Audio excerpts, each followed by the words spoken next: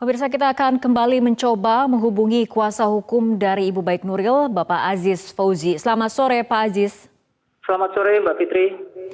Pak Aziz, bagaimana tanggapan dari Baik Nuril terkait penolakan PK oleh MA?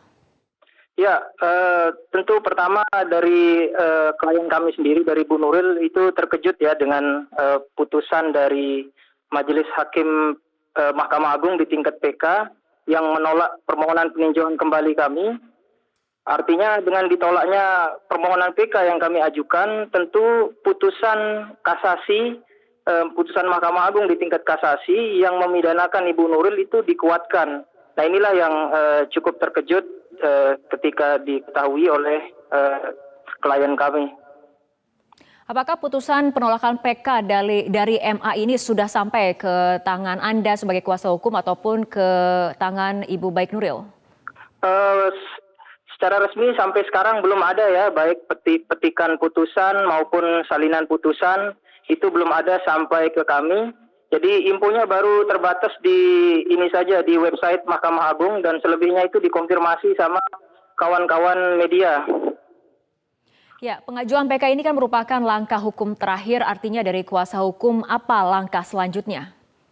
Ya, dalam konteks upaya hukum dalam sistem peradilan pidana terpadu, ya tentu ya, ini yang terakhir peninjauan kembali ini sebagaimana ditegaskan juga sebelumnya oleh Mahkamah Agung dalam peraturan Mahkamah Agung tahun 2014 bahwa PK hanya sekali, ini menindaklanjuti putusan MK juga yang menyatakan PK berkali-kali.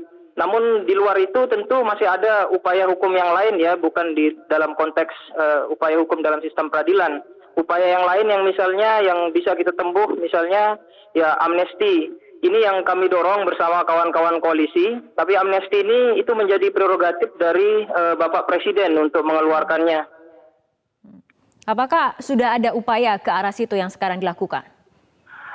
Kalau upaya untuk ke sana sudah, sebelumnya pada saat putusan kasasi dari Mahkamah Agung keluar pada September 2018 lalu, itu kami sudah beraudiensi ke KSP, kami diterima oleh staf KSP di situ, kami menyampaikan petisi dari sekian ribu masyarakat Indonesia yang mendesak Presiden Jokowi untuk memberikan amnesti kepada Ibu Nuril saat itu, dan saya kira itu sudah sampai ke Bapak Jokowi. Dan terakhir Presiden juga menyampaikan bahwa Presiden punya komitmen untuk memberikan grasi, bahasa Presiden saat itu, kalau upaya PK dari Ibu Nuril ditolak oleh Mahkamah Agung. Nah itulah yang kami dorong kepada Bapak Presiden bahwa yang lebih tepat itu adalah amnesti sebenarnya dalam konteks perkaranya Ibu Nuril, bukan grasi.